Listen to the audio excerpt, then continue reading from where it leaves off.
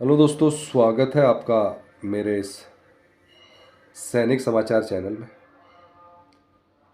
दोस्तों, आज की वीडियो में बात करेंगे पेंशनर्स के लिए एक इम्पॉर्टेंट अपडेट है। दोस्तों ये अपडेट हमने पहले भी बात किया था और कई लोगों के कमेंट भी आ रहे हैं कि क्या ये गवर्नमेंट की तरफ से अप्रूव है। दोस्तों हम बात करने जा रहे हैं एडिशनल पेंशन की बात दोस्तों। और एडिशनल पेंशन की हमने जो कुछ टाइम पहले भी किया था, ये दोस्तों जो 2022 में शुरू हुआ था। और 2022 में जो पार्लियामेंट्री कमेटी है, जो 72 पार्लियामेंट्री कमेटी बैठी थी, उन्होंने जो है पेंशनर की स्थिति का जायज़ा लिया था। और उन्होंने पाया था कि पेंशनर्स की जो कंडीशन है वो ठीक नहीं है। जब हम कहते हैं कंडीशन ठीक नहीं है, मतलब जो उनको पेंशन मिल रही है वो उस लेवल की पेंशन नहीं मिल रही है। तो दोस्तों उन्होंने शॉर्ट टर्म उसका सोल्यूशन निकाला था। और हम बात करें दोस्तों ये पार्लियामेंट्री कमेटी की, ये कोई नॉर्मल कोई संगठन नहीं बैठा था, ये पार्लियामेंट्री कमेटी बैठी थी। और उन्होंने देखा कि जो भारत में जो पेंशनर्स को पेंशन मिल रही है और जिस तरह के खर्चे और जिस तरह का उनका इस समय मेडिकल बिल्स आ रहे हैं, मेडिकल के जो खर्चे बढ़ रहे हैं, उसको और जो अगर पेंशन को कंपेयर किया जाए तो ज़मीन आसमान का अंतर है। तो दोस्तों इसको देखते हुए उन्होंने जो रिकमेंडेशन दिया था, उन्होंने रिकमेंडेशन दिया था कि जो मेजॉरिटी जो पेंशनर्स है वो 65 साल की उम्र में, और हमारे यहाँ पे जो पेंशन की बढ़ोतरी कब की जाती है, जो 80 साल के जो पेंशन हो जाता है। जो 80 साल के जो एज रेंज है वहाँ पे बहुत कम पेंशनर्स हैं as compare to 65 years, 70 years और 75 ईयर्स। लेकिन इस रेंज में पेंशनर्स को कोई भी हेल्प नहीं की जा रही है। मैं बात कर रहा हूँ दोस्तों फाइनेंशियल हेल्प की। यहाँ पे मैक्सिमम पॉपुलेशन आप देखेंगे 65 ईयर्स के पेंशनर्स हैं, 70 ईयर्स के पेंशनर्स हैं, 75 ईयर्स पेंशनर्स हैं। इनके लिए फाइनेंशियल हेल्प नहीं है।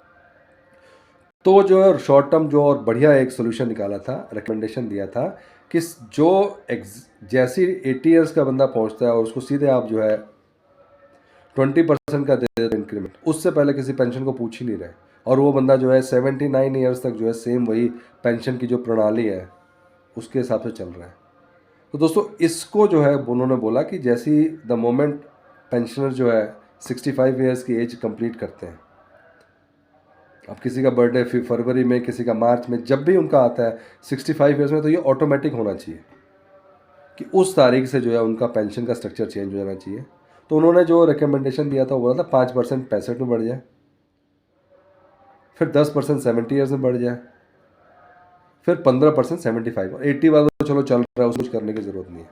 तो ये रिकमेंडेशन दिया दोस्तों, सब कुछ ठीक था। रिकमेंडेशन के बाद सबको होप हुई कि अब सब कुछ ठीक है।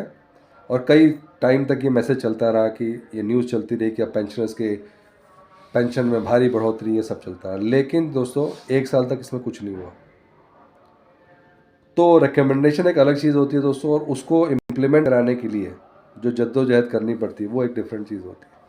वो जद्दोजहद नहीं हो पाई, और इसी की वजह से दोस्तों अभी तक ये मामला लटका हुआ है। आज की न्यूज़ हम इसलिए बना रहे हैं क्योंकि एक बार फिर से इसमें कुछ हलचल हुई है। एक बार फिर से फाइनेंस डिपार्टमेंट को लेटर जारी किया गया है। एक बार फिर से ये जो रिकमेंडेशन है फाइनेंस डिपार्टमेंट के पास गई है। और सारा कुछ डिपेंड करता है कि सरकारी खजाने में कितना बोझ पड़ता है। तो दोस्तों वही चेक किया जा रहा है। लेकिन ये है कि वो जो रिकमेंडेशन हुई थी अभी भी उस पर काम चल रहा है। और अगर ये फाइनेंस डिपार्टमेंट से ग्रीन सिग्नल मिल जाता है तो पेंशनर्स के लिए एक बहुत अच्छी खबर होगी। और ऑटोमेटिकली 65, 70 और 75 ईयर्स में 5, 10 और 15% पेंशन की बढ़ोतरी हो जाएगी। तो दोस्तों ये था आज का इंपॉर्टेंट अपडेट सभी पेंशनर्स के लिए एडिशनल पेंशन को लेकर। अगर वीडियो पसंद आए तो इसको लाइक कीजिए, शेयर कीजिए और सब्सक्राइब करना ना भूलें। Thank you for watching this video.